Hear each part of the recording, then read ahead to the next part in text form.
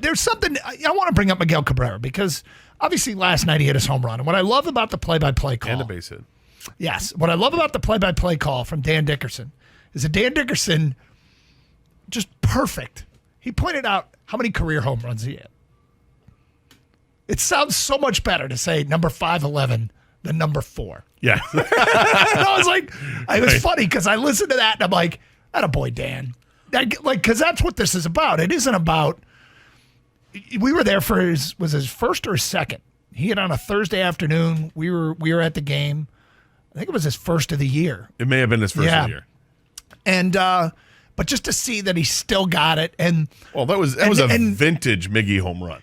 Opposite field, and he crushed it over the high wall. Didn't go over the wall, I guess. But let me make something very clear. It would be much better if this team was really good. If they were really good, I'm not sure how much he'd play. But he'd probably play quite a bit, actually, because he's hitting it just fine. Yeah, he actually is. But the fact that they aren't good at least allows the focus to turn to him and pay homage to him, and nobody would be worried about him on the base paths. Has there been any mention that he might play first base? Has that come up? I haven't heard any of that. So cool. I'm with you. It would be kind of cool to see him go there, and even if it's just for a few innings. Yeah. And when you take him out, he's done for the game. And maybe you hit him. Do you hit him lead off so he gets the at bats early? I mean, there's a lot of things you could do. I was out having dinner with a friend last night, and we were sitting at the bar and watching the game at the same time, and it was just, I mean, he hits that ball, and it just put a smile on my face. Yeah, sure. And we both just started talking about how special it is that we get to watch someone like this play and finish out their career here. And it wasn't long ago, 4 years ago, 5 years ago, we were taking calls, people complaining about the contract and how cumbersome the contract is, and this is going to suck. And we knew it the moment he signed the contract. We were like, the end of this is going to be bad. It's going to be bad. But fortunately, I guess for him and for my own sanity, because the team isn't ready to make that giant climb. They weren't contending, and you could argue that maybe it's because they didn't spend enough money or whatever, but he hasn't been out of place this year. The first month and a half of the season, 2 months of the season, he wasn't productive at all, didn't do much of anything. And then he started to hit. I think it was right around June 1st he starts to hit. And not for the power that we know Miguel Cabrera to produce, but he was still stinging the ball really hard. It just didn't go as far as we had become accustomed to. But the exit velocity in some of these hits was pretty impressive. And then he started stringing together some doubles, and next thing you know, his OPS over like a 2-month span was well over 800, which is impressive.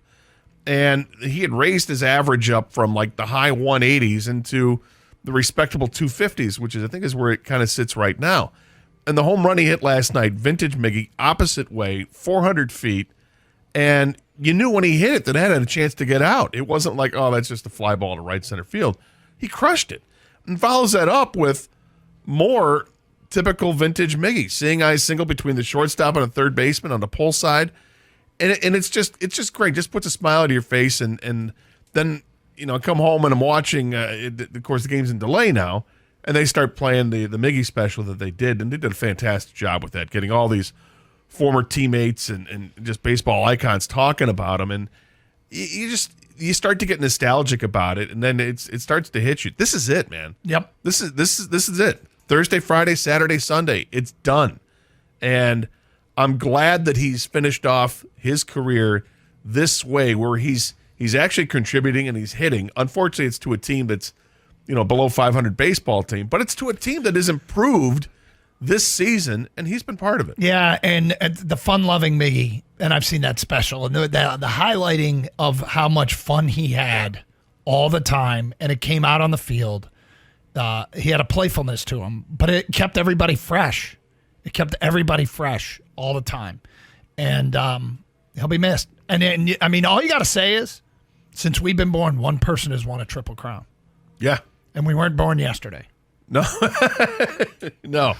No, we were not. The previous Triple Crown run was Carl Yastrzemski in 1967. Well before our day. Well before our day. That's like eons. But, yeah. So it's You heard A.J. Hinch talk about it this morning. He said, we've seen some great things in baseball. You had Acuna, who last night joins the 40-70 club. He's the only member of the 40-70 club. We've seen what Shohei Ohtani has done. Unbelievable with pitching and hitting. But he said, there's only a few people that have done the Triple Crown, and this is the guy.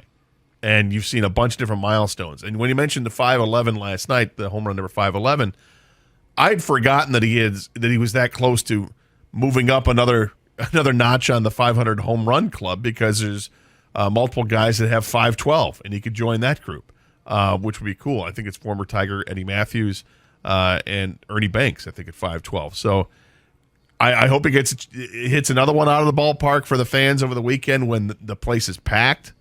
That'll be great. That was a little downer, last night. I guess the only downside, aside from the rain, is that there were precious few people that were actually in the ballpark. But we know this weekend it's a different story. It's a tough ticket to get, and it should be great.